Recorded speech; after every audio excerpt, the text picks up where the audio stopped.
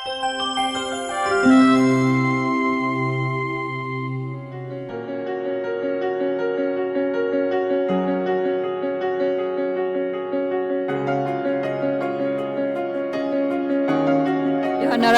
distinguished guests, ladies and gentlemen, then we forward to the next agenda is the plenary session 1. This plenary session will be facilitated by Dr. Tri Yunis Miko, MSc, as moderator. Pak Nusli Iman Shah from PPSDM, Dr. Alden Henderson from USCDC, Dr. Rim Kwang Il from WHO Indonesia. We invite to the moderator and all speakers to have the floor. Thank you. Selamat siang sekarang, jadi sudah hampir jam 12, jam 12:10. Bapak Ibu sekalian, karena kita harus strict kepada jadwal, harusnya tadi kita mulai jam 10 lewat 25 menit, sekarang sudah jam 12 kurang 10 menit, jadi waktunya kita akan sedikit kurangi. Okay, ladies and gentlemen, we will start for the first sessions because we have limited time and we have to stick to the schedule. So now we only have 1 hour for the sessions. So for all the speaker, Dr. Adam, Pak Kim, dan Pak Nusli, we will have 15 minutes for presentations and 15 minutes for question and answers. Ladies and gentlemen, we have 3 speakers. First, Dr. Pak Nusli from PPSDM will talk on hasil JEE tahun 2017 dan rencana pengembangan FETP dalam memenuhi kebutuhan akan tenaga ahli epidemiologi di lapangan di Indonesia. The second speaker will be Pak Alden Henderson. Will talk on the role of epidemiology at MOH as National Public Health Institute. And the third speaker will be Dr. Rim Kwang Il from WHO Indonesia. Will talk on, is it in Indonesia, pentingnya tenaga epidemiologi menjadi bagian dari GORN, or it is the role of epidemiologists in GORN, right? Okay. So the first speaker will be Pak Nusli. Floor is yours now. Terima kasih.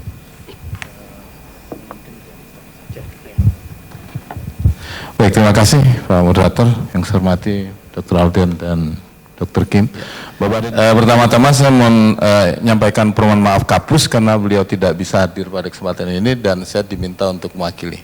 Lanjut, nah ini latar belakangnya bahwa JE difokuskan pada SDM di Kusumpat dan kami waktu itu rapat berkali-kali dengan lintas sektor dan ternyata yang terlibat memang bukan hanya orang kesehatan tapi juga termasuk dokter hewan.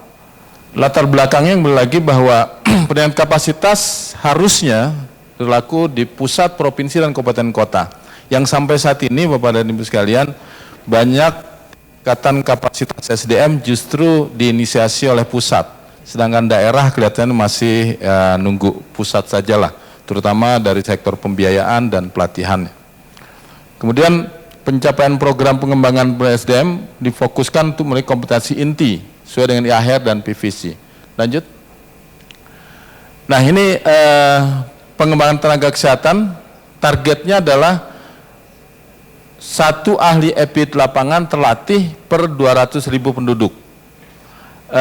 Saya sempat mendiskusikan 200.000 penduduk ini kan berarti sebarannya belum terbaca. Sekarang bagaimana petanya, ini mungkin tugas dari kita untuk melihat bagaimana pemetaannya. Dan pemetaannya nanti juga Bapak Ibu seharusnya mencakup bagaimana di tingkat provinsi, kabupaten, dan pelaksana di puskesmas atau UPT-UPT lain. Sekali lagi bahwa tenaga epidnya itu terdiri dari dokter, dokter hewan, dokter kesehatan hewan, tenaga biostatistik, dan sebagainya. Jadi ini adalah gabungan dari berbagai disiplin keilmuan baik di bidang kesehatan maupun di kedokteran hewan. Lanjut. Mungkin saya akan cepat saja. Nah, indikatornya tersedia sumber daya manusia untuk implementasi persyaratan kapasitas inti IHR dan terdapat program pelatihan EPID. Ini karena kami di pelatihan. Dalam rapat-rapat sebetulnya sudah pernah dilakukan pembahasan tentang pendidikan FETP, yaitu di Pusrengun. Karena waktu yang terbatas kami belum bisa menyajikan datanya. Kemudian strategi ketenaga kerjaannya. Lanjut. Ini indikator pertama, Bapak dan Ibu, ini hasil dari penilaian kami, bahwa negara telah memiliki SDM berbagai multidisiplin dan sudah tersebar sampai tingkat kabupaten kota. Hanya sekali lagi sumber data yang kami gunakan ini masih menggunakan data-data yang ada di pemerintahan, baik di Kementerian Kesehatan maupun di Kementerian Pertanian. Nah, di samping itu untuk tenaga field epidemiologi gunakan data-data yang dimiliki oleh organisasi profesi. Kemudian di pemerintahan kita mengenal pejabat fungsional. Pejabat fungsional baik di kesehatan maksud saya di pertanian, peternakan maupun di Kementerian Kesehatan. Nah, data jabatan fungsional ini ternyata juga masih belum terdata dengan baik. Standar kompetensi pejabat fungsional ini harusnya dievaluasi juga secara berkala, dan ya alhamdulillah mulai tahun kemarin Badan PSDM telah mulai mengevaluasi seluruh pejabat fungsional. Salah satu yang dievaluasi apakah fungsi pejabat fungsional, kalau dalam ini epidemiolog, antara provinsi kemudian kabupaten puskesmas harus sama, karena di dalam Permenpan itu sama. Dan sekarang kita sudah mulai mengklasterisasi sehingga nanti tugasnya betul-betul terukur. Lanjut. Kemudian standar pendidikan SDM mengacu pada standar ditetapkan Kemenristek Dikti. Artinya Bapak Ibu, begitu kami bicara soal kompetensi dari lulusan, kita mengacu pada Kemenristek Dikti. Kemudian standar pelatihan ini di bawah Kementerian Kesehatan sesuai dengan aturan perundangan yang berlaku saat ini, khususnya di Pusat Pelatihan SDM Kesehatan. Tetapi dalam prosesnya ini kami tidak bekerja sendiri. Untuk substansi tentunya kami akan melibatkan organisasi profesi dan seterusnya. Pelatihan yang bersifat teknis diberikan secara lintas program dan lintas sektor. Nanti akan saya sampaikan apa yang sudah mulai kami lakukan untuk merancang pelatihan epidemiologi lapangan. Lanjut. Nah, ini saya pikir untuk mempersingkat Bapak Ibu, kita akan beberapa akan saya skip.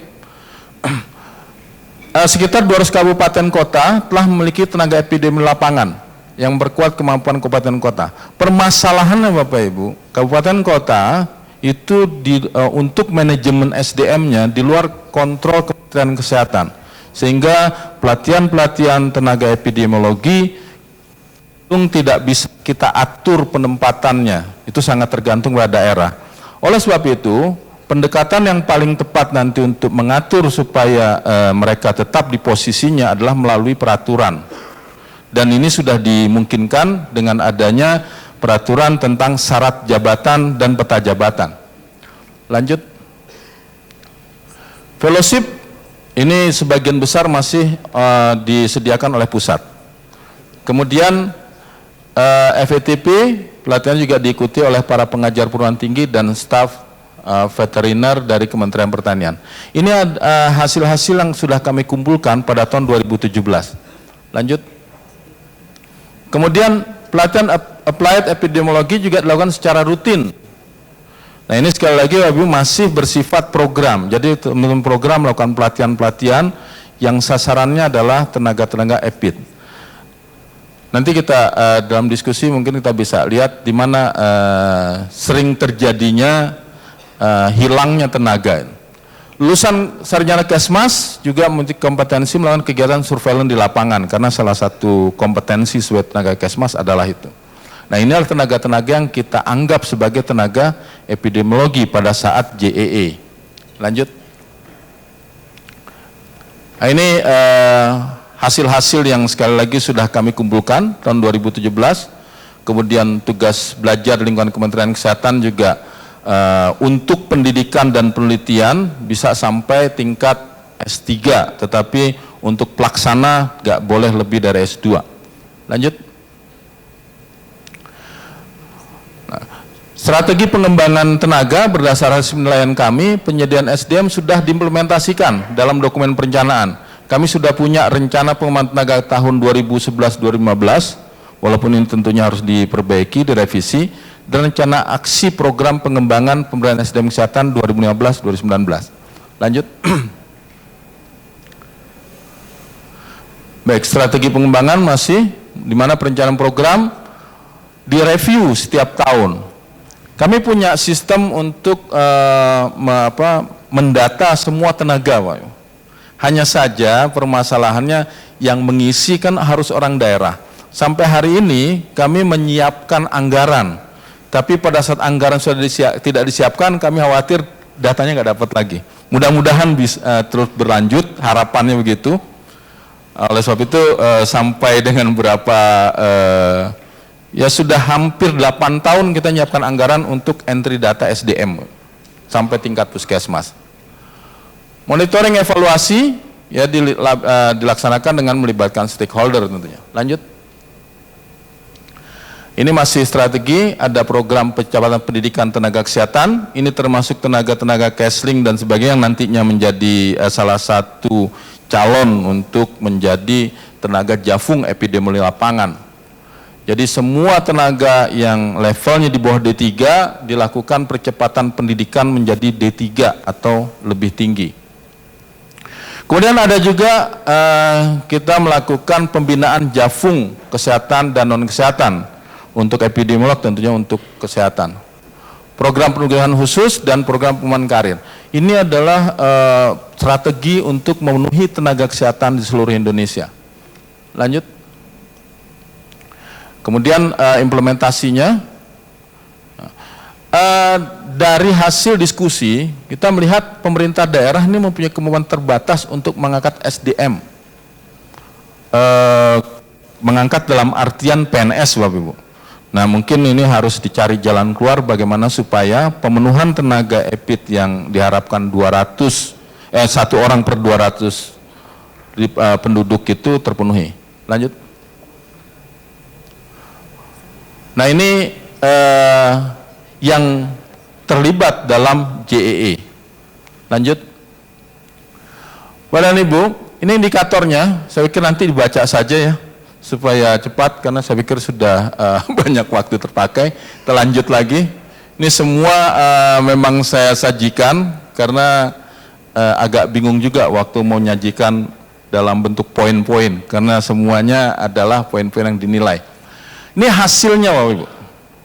Ya, hasil kita untuk D41 terjadi sumber daya manusia SDM untuk implementasi, ini nilainya 3. Untuk terdapatnya program pelatihan EPID terdapat nilai 4. Sedangkan untuk strategi tenaga kerja terdapat nilai 3. Ini yang harus ditindaklanjuti untuk dikembangkan pada tahun ini, menyusun roadmap-nya, grand strateginya untuk pengembangan tenaga. Lanjut. Bapak dan Ibu, ini kita lewatkan saja ya, lanjut lagi. Terus ini lampiran-lampiran, nanti silahkan dibaca. Lanjut lagi. Terus ini kegiatan sudah dilakukan. Lanjut. Yang terakhir saya ingin memperlihatkan apa yang sudah kami lakukan. Lanjut. Terus ini silakan dibaca saja, mohon maaf. Terus Pak Nusli, you have 3 minutes left. Sudah habis? 3 minutes left. Oke, lanjut lagi. Terus. Satu lagi, ini silakan dibaca, ini data-data saja, data SDM. Terus lanjut lagi, ini hampir sama. Nah, ini regulasinya. Regulasi untuk pengembangan SDM, Bapak Ibu. Salah satu yang terkuat adalah Undang-Undang Nomor 5. Sekarang diterjemahkan dalam Undang-Undang PP 11. Kenapa saya katakan terkuat? Ini yang bisa dimanfaatkan oleh teman-teman profesi atau epidemiologi atau epidemiolog untuk menetapkan perlunya tenaga epidemiolog di dinas kesehatan atau puskesmas dalam bentuk syarat jabatan. Jadi kalau itu menjadi syarat, dia akan ada gitu. Selama ini tenaga epid ya boleh ada, boleh tidak, karena tidak ada syarat yang mengikat. Kemudian kita juga ada juknis, kurikulum modul, dan seterusnya. Lanjut lagi. Lanjut. Nah, ini kendala tantangannya. Umumnya adalah komitmen pelaksanaan yang masih kurang. Lanjut lagi. Terus. Nah, ini tambahan, terus satu lagi. Lanjut. Bapak Ibu, apa yang sudah kami lakukan? Yang sudah kami lakukan di pelatihan adalah kita coba memetakan modul-modul di FETP. Karena kita tahu kalau untuk pendidikan sekarang sudah agak sulit, terutama dalam pembiayaan, kita coba menjadikan modul ini ke dalam bentuk pelatihan. Dan ini kerjasama dari Badan PSDM dengan UI salah satunya, juga dengan teman-teman dari pertanian, peternakan. Lanjut. Nah, dari modul ini, lanjut lagi. Terus modulnya ada banyak, ada modul, stop, kelewatan. Atas lagi. Lagi atas. Ke atas lagi. Ya, kita coba membuat 18 bentuk pelatihan yang memungkinkan dijadikan pelatihan. Tentunya yang kalau teoritis, ini kita nggak bisa menang. Tapi untuk yang aplikasi di lapangan, kita coba tarik dia menjadi pelatihan. Lanjut.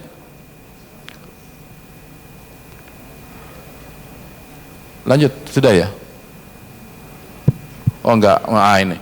Ini kira-kira Ibu, apa yang kami sudah coba petakan, pelatihan-pelatihan yang bisa disusun dan bisa dijadikan pelatihan secara terpisah atau nanti digabung. Kami tetap menggunakan pendekatan berbasis kompetensi, sehingga kompetensi biostatistik jika diperlukan bisa digabung dengan kompetensi ini dan seterusnya. Nah, ini yang sudah kita rancang bersama dengan institusi pendidikan. Lanjut. Nah, ini salah satu contohnya. Pak Nusri, maaf waktunya habis. Habis, baik. Sedikit lagi, sini terakhir. Lanjut terakhir. Terus. Ya, ini silahkan nanti dipelajari. Terakhir. Ya, ini yang dalam proses, dari semua yang tadi 18, kita baru memproses 2 modul. Dan ini akan terus berlanjut. Tentunya nanti untuk pembiayaan dan sebagainya kita bisa diskusikan untuk implementasinya. Demikian, terima kasih. Thank you very much Pak Nusri, terima kasih. Dr. Aden will talk on the role of epidemiology at MOH or National Public Health Institute. Now, floor is yours, Dr. Aden. Joining me here to talk about the role of epidemiologists in the Ministry of Health and National Public Health Institutes. So first, I want to talk about the big picture and all these 3 groups. Can you go back? Okay, one more. Forward, please. One more, okay. All these 3 groups, this is what we do. It's called public health practice. And this is the definition. The strategic, organized, and interdisciplinary application of knowledge, skills, and competencies necessary to perform essential public health services and other activities to improve the population's health. So the Ministry of Health basically does public health practice. There's some of the ministry that doesn't it, but mostly the ministry does public health practice. And NPHI is within, can you go back?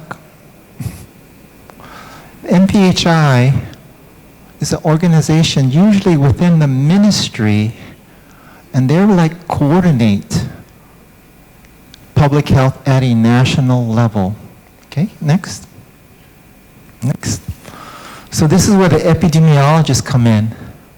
Most of us practice public health in the ministry, and some of us will be in a MPHI, and of course there's some that's not practicing public health, but maybe they're in academia or other places. Okay. So the obligations of epidemiologists and the Ministry of Health really come from here, your international health regulations and APSED. So in here they talk about epidemiology, like surveillance, outbreak, and communication, and also about having field epidemiology training. Okay. And another one is this global health security agenda, and Indonesia is a big partner of this. They had a big meeting here in Jakarta, 2014, and in 2016, and I know some of you are in this picture. Right there. No, Dr. Kandu. Okay, next. So what do epidemiologists do? Here we operate, manage, and evaluate programs, describe the burden of the diseases, and control and prevent diseases. Next, next. So here we have the malaria, and you saw this before, the polio. But this is what epidemiologists are involved. We also want to describe the burden of disease.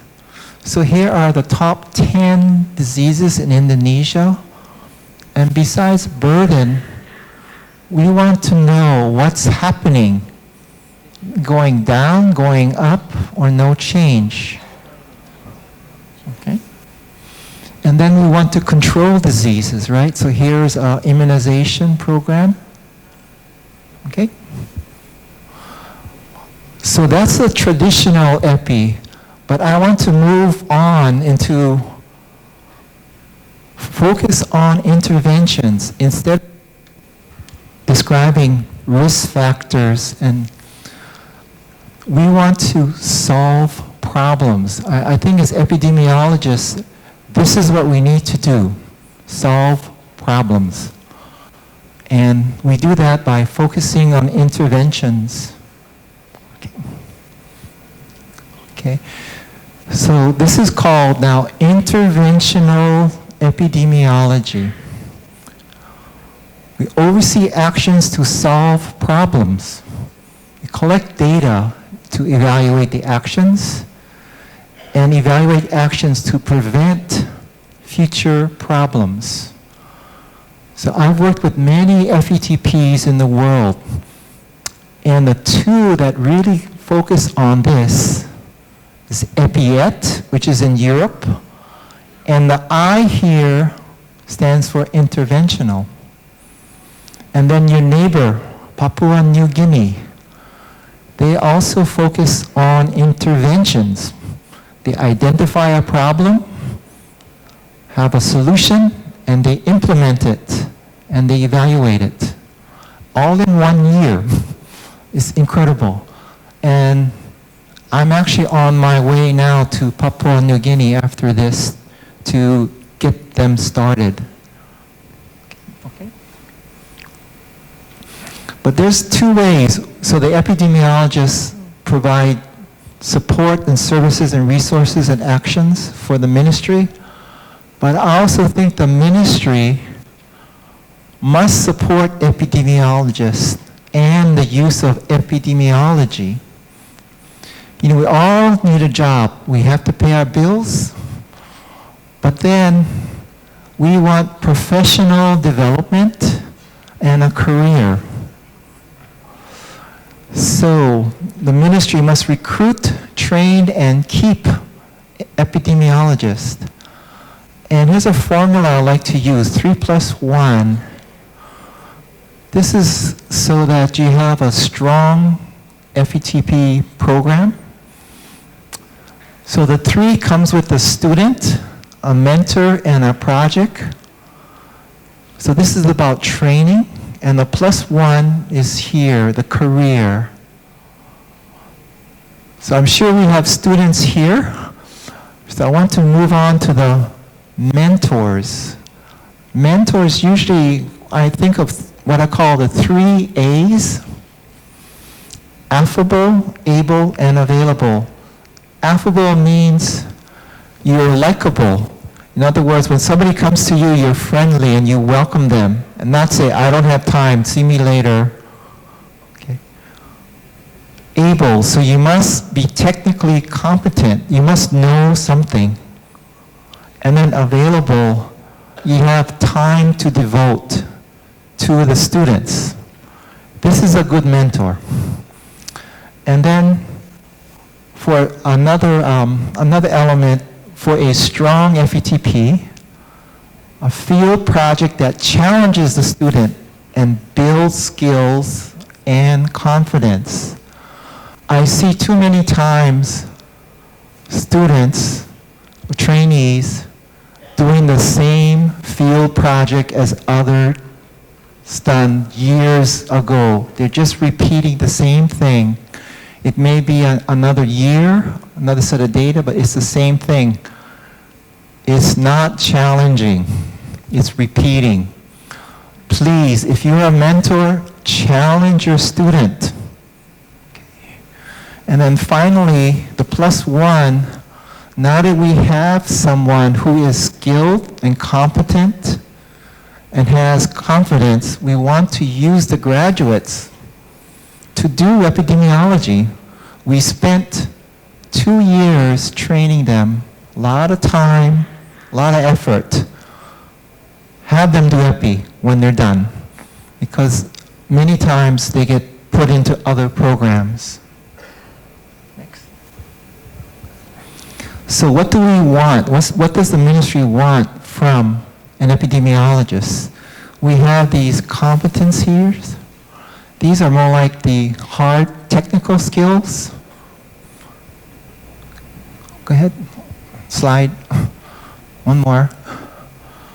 But also, this is just as important, the softer skills that you may not have a module, but you still need to learn leadership, professionalism, program planning, systems thinking. Go beyond just your district, but go beyond. And critical thinking, because we only have 2 years to train you. We can't train you to do everything. So you need this critical thinking to develop and use in your profession. And finally, we need to teach you how to do advocacy and also train and mentoring too, because you are training the future generation, the future epidemiologist. So we talk about curriculum a lot, and we had an introduction from Dr. Newsley about that, about what's proposed. So that's great. But the curriculum basically gives you knowledge plus experience, and that gives you confidence. You must have all 3. If you only have 2 of these and you don't have the confidence, how are you going to explain to people or other people, especially when they disagree with you? Confidence is essential. And then, are we giving students the tools for success? Sorry, Dr. Alden, you have 3 minutes left. Okay, and technical skills and knowledge are just not enough. Remember all those soft skills I mentioned earlier? And about epidemiology, what I like to say is we need to teach how to ask the right question. Because asking the right question, we can solve problems. And once again, we're talking about critical thinking, resourcefulness, and taking initiative. So for the MLH and MPHI, we're asking, invest in training competent field epidemiologists And think of making FETP as requirement for all MOH epidemiologists. And this happens in several other countries. Taiwan, all the medical officers for the ministry must complete FETP. And the ministry must train the next generation of competent field epidemiologists and work toward a strong FETP. This formula of 3+1, student, mentor, field project, together, plus a career, really builds a strong program. So we talk about the soft skills, and this is what I call esprit de corps. It's a spirit of a group that makes the members want to succeed. So this is what I hope FETP and PAEI will also encourage, this esprit de corps. And this is another way of looking at esprit de corps, the Avengers. They're working as a group for success. Okay, next.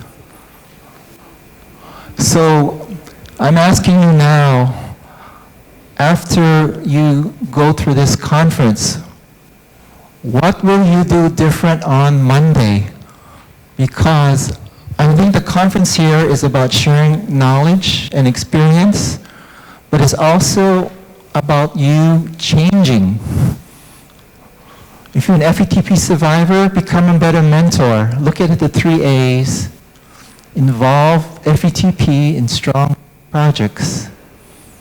PAEI, nourish the concept of esprit de corps and the ministry, the opportunity for FETP to become a problem solver and make mentoring part of the job of staff.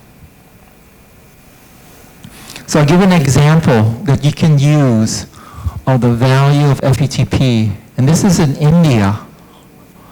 Now they had this encephalopathy happen in one state. Every lychee season, every year for the past 10 years, these children would come down with encephalopathy.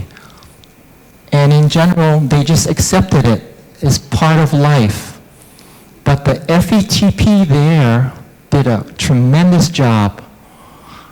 And they found out that this was due to eating lychees.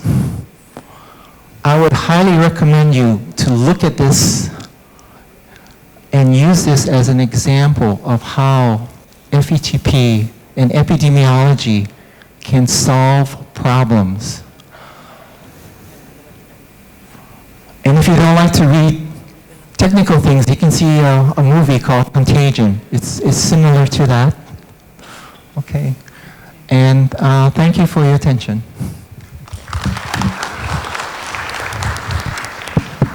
Okay, the next speaker will be Dr. Rim Quang Il. Will talk on the role of epidemiologists in Guam. Now, floor is yours, Dr. Rim. Thank you very much, first of all, that inviting WHO for this very important conference, and we are very happy that with all of you, which are senior epidemiologists in this country. Basically, my topic will be about Global Outbreak Alert and Response Network. This is a global network. This is global partnership based on the existing institute and organization across the country. It's not independent system. It's relying on the country partnership and country partners and organizations. So far, almost over 200 institutes and organizations involved in this GOAN. However, we didn't have Indonesia representation yet. Therefore, my topic today is to highlight why it is important and how this GOAN is operating, and then why Indonesia should become the member of this GOAN. My presentation will be very introductory part, because WHO country office planning to bring real export for GOAN to Indonesia to have some training. Then I think many of you will be involved in that workshop, and we will identify which institute are the potential GOAN partners. Then we can develop capacities, and also we can work together. Next, please. disease outbreak and conflict and emergencies all over the world. Look at from SARS. From the SARS, we learned that one particular disease outbreak, how fast that disease spread from one country to another. Globally, it created a lot of panic. And also, it's implied that how global public health emergency issue becomes a national issue. No longer distinction between global health security and national security. So global issue become quickly national issue, and national issue become quickly contribute to global issue. All kinds of things.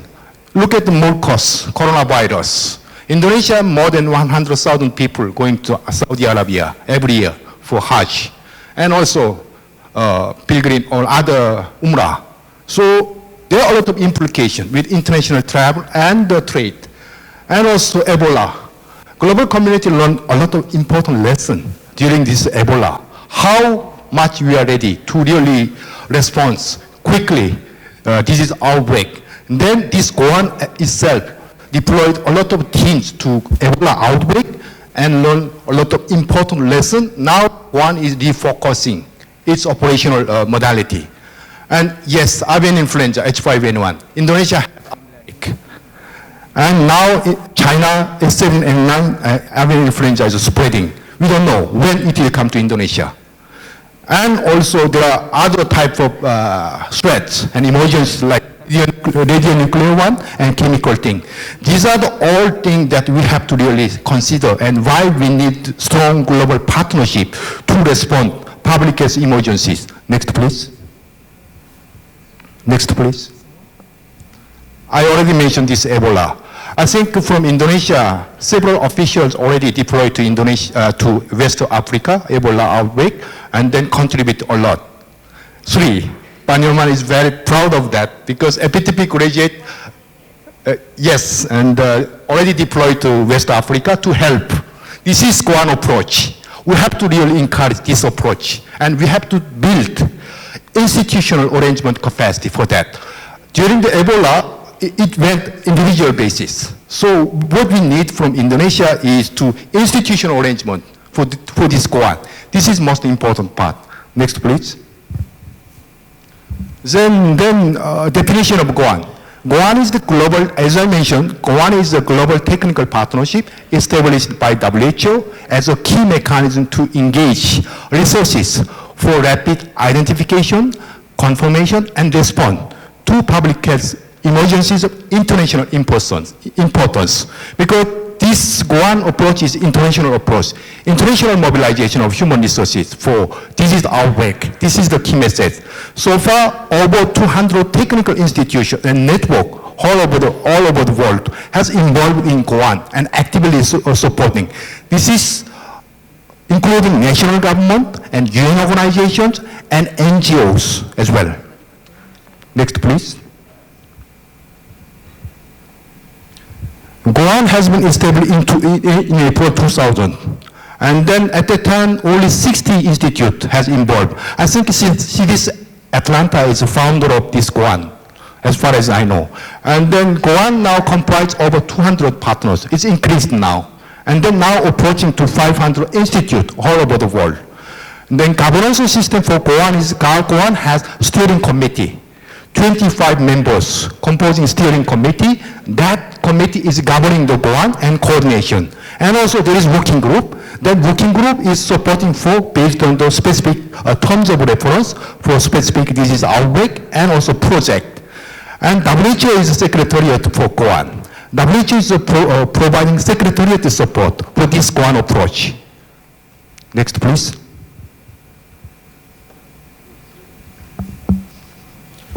Then what does really Goan do? Main objective of this network is to provide technical support to WHO member countries experiencing human health emergency due to various threats, which include disease outbreak, food safety, chemical hazard, and genetic disease and disasters as well. Over the 16 years so far, since Goan established, Goan conducted more than 130 operations and deployed over 2,600 experts to assist more than 80 countries all over the world. Next, please. And then how Goan is really deployed. Basically, Goan is operating based on the request of Ministry of Health. First, government should request for Goan support. Then Goan is deploying the technical expert to the countries where there is any emergencies. Then also, in addition to deploying the expert in the field, Goan also providing technical advice through expert committee established during the emergency situation. And also through Goan, resources are provided for response, including laboratory support and also logistic support, and tools and equipment to field team. Beyond providing these kind of direct support to emergency response, Goan also very much engaging for capacity building. Goan is supporting country preparedness, contingency planning, and capacity building. This is also very important aspect that we can really get support from Goan. And also developing the tools and technology to support field team in the Goan, and also providing network to share information between Goan members, as well as best practices. Countries are producing a lot of best practices. Those best practices will be very useful for other countries to apply in their own country context. Goan is playing that role as well. Next, please. So then there is guideline, then how particular member, a particular institute or organization can participate in this Goan networking. There is guideline. Goan is open to all technical institute and organization and network which have interest to deploy their team when there is emergency in other countries. This is the important thing. And also capacity. Capacity is very important. WHO is doing the capacity assessment, whether any particular institute really has capacity to be deployed for any international outbreak. And all this consideration is made, and then steering committee of the Goan is approved. Who is going to be your partner of Goan? This is the process. And also, once any institute involved in Goan, they should follow guiding principle for international outbreak alert and response. And also there is operational protocol. Once particular institute involved, then they have to follow this operational protocol, which has been agreed before joining to Goan partner. Next, please. So key guiding principle for Goan operation is outbreak of potential international importance should be very rapidly verified, and then information from that verification should share very quickly among the Goan members. Of course, it's not openly, fully publicly shared. There is some confidentiality issue still within the Goan member countries. And then rapid response coordinated by the WHO Secretariat to ensure that necessary assistance to particular affected country. Then Goan Secretariat to ensure that very fast deploy those teams to countries and coordination support as well. And then international team, when they deploy in the country, they have to integrate, they have to align with country system and country responses. Goan cannot independently operate. They should rely on the country system and country response mechanism. Then also, Goan is playing certain role in terms of technical leadership for response and also coordination effort. Goan is really promoting every effort to ensure effective coordination of their participation and support of outbreak response. Next, please. In addition to national institute and UN agencies, Goan recognizes unique role of NGOs and international NGOs because they have advantage in reaching out to most vulnerable population and remote area. Therefore, NGO's role in Goan is also very important. And Goan also tried to build global mechanism and capacity to involve by involving EPTP, like Epidemiologist Association, like here, and to really enhance the global capacity. This is an important guiding principle which implied with us epidemiologists here. And there is commitment to national and regional capacity building as a follow-up, because as I mentioned, Goan is also supporting for preparedness and capacity building through delivering the training. And then lastly, when Goan is operate, it's very important to respect particular country law and local law, and also human rights issue and cultural sensitivities and traditions. This is very important when any team deployed for a particular country to help them. They have to respect that country's tradition and sensitivities and also laws. Next, please. Sorry, Dr. Lim, you have 3 minutes left. Okay. So, as I mentioned, since 16 years so far, Goan had a lot of operations and deployment very successfully. Next, please. So I will just skip because Goan, as I mentioned, Goan Secretariat will be operate based on the request from the government side. Then they will facilitate the planning and also information to Goan partners so that the Goan partners can be ready for particular support to any country. Next, please. So when country requests any support from Goan, then Secretariat will prepare the CVs of the export, and then that CV will share with the government. Then government should approve for their deployment. Next, please. This is the Goan knowledge platform where this request will submitted. Next, please. So when any export deployed with Goan mechanism, it will use WHO short-term consultant mechanism. So in that, WHO will provide financially per diem and travel costs, but there won't be any professional fee. This is very important for institute which plan to deploy their export in other countries, because there won't be any professional fee and just the WHO short-term consultant mechanism. Next, please. As I mentioned, after Ebola outbreak, now Goan is focusing on regional approaches. Previously, Goan just existed at the global level. Now they are focusing on regional approach, which means WHO has 6 regional offices. Therefore, Goan is going to create some coordination mechanism in each regional offices. For Indonesia, there is WHO Southeast Asia Regional Office in Delhi. That office is coordinating regional Goan networking issues. And it realized that Secretariat support is very important, they need to be strengthened. And in addition to Goan networking, there are other partners as well for global health, global emergencies, like a global health cluster, emergency medical team, and WHO standard by partners. Goan should closely work with those other partners as well. Like for example, emergency medical team. In Indonesia, for disaster situation, emergency medical team role was very important, and also emergency medical team in Indonesia is actively participating with global EMT project.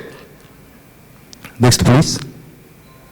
So core areas of Goan is, of course, governance and oversight, and alert and risk assessment, and response training, and coordinate rapid response capacities. And finally, Goan also working for conduct research and also developing tools. Next, please. Goan, as I mentioned, there is Goan training. There are 3 types of training. One is very basic. This is based on online. I'll be very quick. Yeah. And then second one is scenario-based training. Actually, we had already, WHO country office already planned this scenario-based training in Indonesia context. We may use some scenario to really give training for potential Goan partners in Indonesia. And then third one is some training related with leadership. Next, please. Yes, Goan e-modules available in Goan network. Next, please.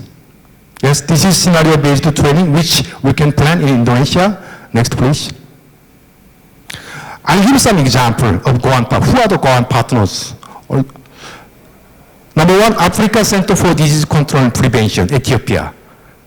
Number two, Ministry of Health branch itself become Goan partner, and then some universities as well, and armed forces can be Goan partner, and FTP, Malaysia is also Goan partner, and the London School of Hygiene and Tropical Medicine also is Goan partner, CDC Atlanta, China CDC, and some institutes as well can be Goan partner.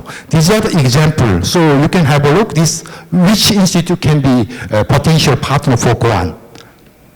Next, please. Okay, then one next with Indonesia. Number one, we have to identify who can be a potential Goan partner in the country. Number two, before going to that aspect, we have to really think about how Indonesia can really develop, establish network within the country, national and subnational level, because Indonesia has decentralized. Therefore, I think similar mechanism with Goan can be applied in Indonesia context. That's what Pan Nyoman always trying to advocate, that we have to establish this before going to global network. We have to think about national network first to ensure this mechanism working in the country context, then that can be applied in global level. And capacity strengthening, yes, including Goan training, we'll closely coordinate with the Ministry of Health and also APTP and also Indonesia Epidemiology Association to do training in relation with Goan. And then lastly, register and participate in Goan activities, not only in national level, but also regional and global level, so that Indonesia can contribute global outbreak response and activities. So that's where Indonesia leadership for health matters comes in. Yeah. Next, please. I think these are I think, as I mentioned, when we plan training, Dr. Anthony, he's a person who is in charge of Goan in our WHO HQ. I think he promised to come over to Indonesia to conduct training. So there is already commitment. So we will work on that. And then there are Goan website. You can visit that website to have a look without information, additional information available. Thank you very much. Oke, thank you very much. Kebetulan Pak Nusri Irmansyah akan meninggalkan tempat ini sekarang karena pesawatnya jam 2 siang ini harus berangkat. Jadi kalau saya akan buka satu sesi pertanyaan saja untuk PPSM. Satu ya, Bapak saja, secepat Bapak. Nanti akan dijawab oleh Pak Nusri. Silakan Pak. Pertanyaan saya mungkin saya tujukan kepada Dr. Kwang yang terkait dengan Global Alert. Sorry Pak, ini untuk Dr. Nusri dulu. Satu pertanyaan. Nanti Bapak akan dapat yang pertama. Oke. Gak jadi masalah. Yang untuk Dr. Nusli dulu, karena Dr. Nusli yang akan meninggalkan tempat saja. Yang Dr. Alden dan Dr. Rim akan tetap di sini. Oke, Bu Sisil. Agak cepat Bu Sisil karena Pak Nusri ngejar pesawat. Terima kasih Dr. Niko dan Pak Nusri. Pertanyaannya Pak, tadi memang panjang lebar. Salah satu kendala untuk perhimpunan ahli untuk epidemiolog kesehatan itu untuk suatu profesi itu harus ada D3 dan D4 Pak. Nah, menurut saya PPSDM punya Poltekkes di seluruh Indonesia. Usul saja Pak, bagaimana peluang ke depan kalau dibuka epidemiologi untuk yang fokusnya, terapannya, supaya kompetensi yang tadi karena Bapak pelaksana enggak boleh S3 tadi ya, salah satu untuk melengkapi untuk Indonesia mungkin puskesmas dan sebagainya, di mana mungkin ada plus yang ilmunya PIL itu very good banget gitu. Terima kasih. Wassalamualaikum warahmatullahi wabarakatuh. Silakan Pak Nusri. Saya ingin menjelaskan sedikit saja bahwa di dalam struktur ketenagaan di Indonesia itu ada profesi dan ada jabatan fungsional. Profesi itu sifatnya umum, mau di PNS maupun swasta dia punya profesi tertentu, tetapi jabatan fungsional ini khusus di PNS yang melakukan pekerjaan sesuai dan fungsinya, tetapi untuk pengangkatannya tidak harus linear.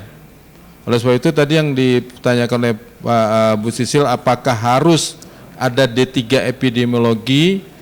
Kalau ini dibutuhkan oleh profesi secara umum, ya, tetapi yang perlu dipikirkan adalah kebutuhan di lapangannya Bapak Ibu. Tetapi untuk di jabatan fungsional, untuk pejabat fungsional yang level D3 sampai S1 itu dimungkinkan dari tenaga profesi lain yang dilatih. Jadi seperti dari Kesling bisa, dari perawat bahkan bisa gitu ya, untuk menjadi pejabat epidemiolog. Artinya kalau untuk di pemerintahan ini dibuka lewat pelatihan. Sedangkan kalau dianggap memang dibutuhkan di profesi ini bisa diusulkan Bu, tapi tentunya harus dihitung betul kebutuhannya sehingga pada saat kita buat pendidikannya diserap. Mungkin demikian Bu Sisil. Terima kasih. Bapak dan Ibu sekalian, saya mohon maaf karena setting saya tadi jam 10 sampai jam 12, jadi saya set jam 2 saya pulang karena ternyata mundur. Saya mohon maaf tidak bisa mengikuti sampai akhir. Sekali lagi saya tanpa mengurangi arti dari pertemuan ini ya. Saya sangat tertarik sebetulnya, tapi karena ada tugas lain saya izin. Assalamualaikum warahmatullahi wabarakatuh. Ya, tepuk tangan buat Pak Nusli. Terima kasih Pak Nusli. Thank you very much Pak Nusli for your presentation and the answer. Ladies and gentlemen, no worry. I'm still open for question and answer for 10 minutes because we still have 10 minutes. Tadi Bapak ya tadi akan jadi pertanyaan pertama, belakangnya kedua, and the last question will be Pak Haryadi. So we have three. Saya kenalkan lagi, saya Gun Cahyo dari Kantor Kesehatan Pelabuhan Palembang. Yeah. Saya ingin menanyakan kepada Dr. Kwang, kita dalam waktu dekat ini kita akan menghadapi melaksanakan Asian Games, Pak. Jadi Asian Games mulai Agustus tidak kurang dari 45 negara masuk ke Indonesia dan beberapa negara memang masih kategori endemik dan tidak kurang dari 3.000 masuk ke Palembang dan Sumatera Selatan. Oleh karena itu kami mohon arahan, mohon penjelasan dari Kwang apa yang akan dilakukan oleh WHO khususnya di Gohan ini dalam proteksi masuknya kemungkinan masuknya penyakit dari luar negeri, dan apa yang sebaiknya kita lakukan gitu ya, untuk mencegah terjadinya outbreak yang dari luar negeri. Saya kira itu Pak. Terima kasih. Terima kasih Pak. Tadi Pak Anton ya Pak ya. Pak Kun Cahyo Pak. Kun Cahyo, oke. Silakan selanjutnya ya. Terima kasih Pak Kun Cahyo. I will direct my question to Mr. Kwang. Okay, my name is Jusli. I am from PAEI of Entity Province. Okay, my question is, can you give example what Guan has do with Ministry of Health of Indonesia? Maybe one example, your collaboration as long as so far, I mean. And then my second question is if we do a research in our local area, can we propose fund to Gohan? Thank you. Oke, thank you Yusli. Selanjutnya Pak Haryadi, silakan. I have one comment for Pak Arim and one comment for Pak Alden. I start with Pak Arim. If we are talking about the Goan as a network, to my understanding, network must consist of hub and line.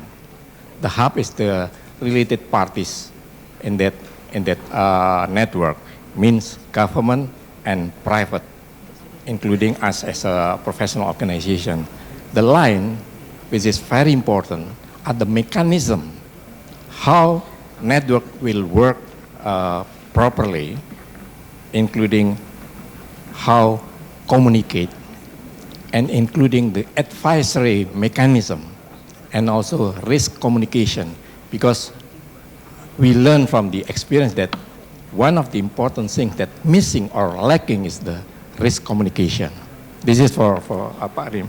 For Pak Alden, I'm interested with your one short sentence, with this, the use and career development for the epidemiologists. The use of epidemiologists, it means among the consumer, maybe the government or maybe the private. But talking about the career development, fully under the government policy, the problems now, we as the professional organization, we start to develop the career pathway and the competency standard. But at the end, the government has to decide under the Minister of Health what kind of career development to assure that epidemiologists will stay and happy in their position. Thank you. Okay, thank you, Pak Haryadi. Indonesia will, for the first questions, Indonesia will hold the Asian Games in September this year. This Asian Games will involve 45 countries and also 3,000 athletes. So the question is, what should be done for preparing of these Asian Games in terms in regard to the Goan activities? I think for the second and the last question from Pak Haryadi, okay, you can answer directly. So the first maybe Dr. In first, okay. You raise very important issue now because Asian Games is approaching.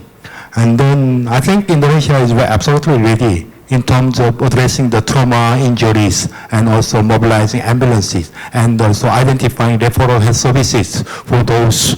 But thing is, what I observed is still you need something for public health, like a disease outbreak and all that, how to prevent and also protect. So this is very important. So therefore, WHO has collaborated with Ministry of Health, and in February this year, we have organized training for mass gathering from the international health regulation perspective for this Asian Game. I think province health office from Palembang came to that training, as far as I remember, and we discussed a lot. What is the risk at the moment in the context of this Asian Game? So potential risk, we identified several risks. So like for example, food safety issue, water and sanitation, vector-borne diseases, and the disease outbreak. We identified several risks. Based on that risk assessment, Ministry of Health is going to develop a preparedness plan, some contingency plan. And then that also setting up surveillance system, because this Asian Games surveillance will be different from ordinary normal government surveillance system for diseases. It will be focused daily based reporting system, and if anything happened, then how fast team is mobilized to investigate and also response. These are the very key public health practices and the interventions required in the context of mass gathering, because we are talking about mass gathering. Massive number of people are coming, athletics and non-athletic. They are mingling with the ordinary people. So there is certainly very high risk. Therefore, Ministry of Health, in collaboration with WHO, already identified key priority risk. And based on that risk, there is now developing contingent preparedness plan. Then that plan can be tested through some tabletop exercise and simulation exercise. That's the plan right now. So I hope that plan will be implemented over the coming months and from May to July, before August. This is the kind of thing I can at least brief you from WHO perspective. Number two question about how WHO so far did collaboration with the Ministry of Health in Government of Indonesia for Goan. Yes, we did already several things with the government. That in 2012, there was Goan training in Indonesia. I think as far as I remember, it is in Medan. And then WHO convened this Goan training and brought several institute experts to that training. But unfortunately, the people trained in Goan at that time, I heard that not many people still in that particular institute.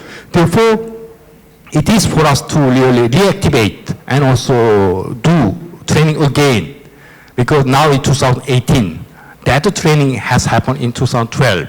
So now gap. So that's why WHO plan to do training again, based on the new development of Guan approach and operational modalities. That will happen sometime this year.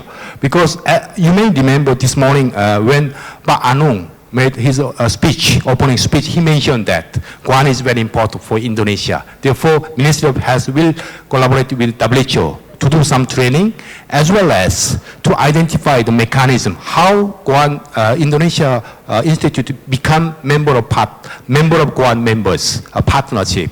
So that we will keep doing, and also will involve relevant institute and organization in Indonesia to really encourage Indonesia to become the full member of Guan.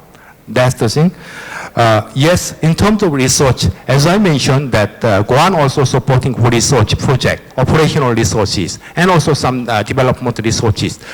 So I think you can closely work with the Ministry of Health, especially Surveillance Department, to propose what are the key research questions, whether that question is really helpful for improving the networking of epidemiologists in Indonesia context, as well as to deploying to other countries, then that project or research can be really discussed with the Ministry of Health. Once Ministry of Health submit the proposal to us, then we can certainly work together on that part. Next one is in terms of mechanism. Yes, Pak Haryadi, you're absolutely right. We have hardware already, hub, but how to link those hubs? That's really very important question. Because of time limitation, I could not explain how this mechanism can be established in terms of coordination and communication and advisory group, whatever. As I mentioned, in Guan, there are three in Guan headquarters level. Number one is steering committee. That is for governance and coordination. And there is subcommittee, sub-steering committee. That subcommittee will be working on each specific area. Like when you say Guan, it includes epidemiologists, clinicians, and laboratory people. There are several and also infection prevention and control. There are several technical areas. For those technical areas, there is subcommittee. In addition to that, there is working group. As I mentioned, working group will work based on specific terms of reference, on also based on need in particular point of time. That's the thing. And communication between country partner and Guan, how that communication happen. Country should nominate, when they become the member of Guan, they should nominate who is going to focal point from that particular partner organization. For example, Indonesia Epidemiology Association become the member of Guan. Then you should identify who is the focal point in your institute to liaise with that Guan. Or you can delegate some authority to some Guan focal point already in member of that Guan steering committee, that okay, you help us to communicate and coordinate our effort, partners' effort to with Guan. There is mechanism. So once it's clear that any particular institute become member, then those communication protocol and mechanism can be explained and distributed. I think so far. Yeah, thank you, Dr. Lim, and now Dr. Adam. It's both government, private, and public. So what we know is about 85% of the graduates remain with the Ministry of Health, and about the other 15 are dispersed. They may go back to private practice, academia, or some kind of private company. And as far as developing a career path, yes. I mean, it's the government who really makes the decision. I mean, we can advocate, but the government really sets the guidelines of the career path for our graduates. Thank you, Dr. Aden, for your answer. Ladies and gentlemen, I know this session very interesting, but because we have limited times, let me summarize of this sessions. This session we have three speakers, Pak Nusli talking on the rules and strategy of epidemiology in workforce development of human resource setting in Indonesia. Dr. Aden talk on the role of epidemiologists in in general, talking about in public health practices, also there is a chance the role of epidemiologists in international health regulation, global health security agenda, and other public health interventions activities or projects. Dr. Rims talking on GOANs, the role of epidemiologists in GOANs, and also the challenge for the epidemiologists to participate or join to the GOAN. Then I think this is talking about the role and the rules of epidemiologists in Indonesia to participate in all public health practices and epidemiologists activities. Now, I think this is the end of the sessions. Please give big applause to all the speakers. And now I turn it back to the pembawa acara. Thank you very much for your attention.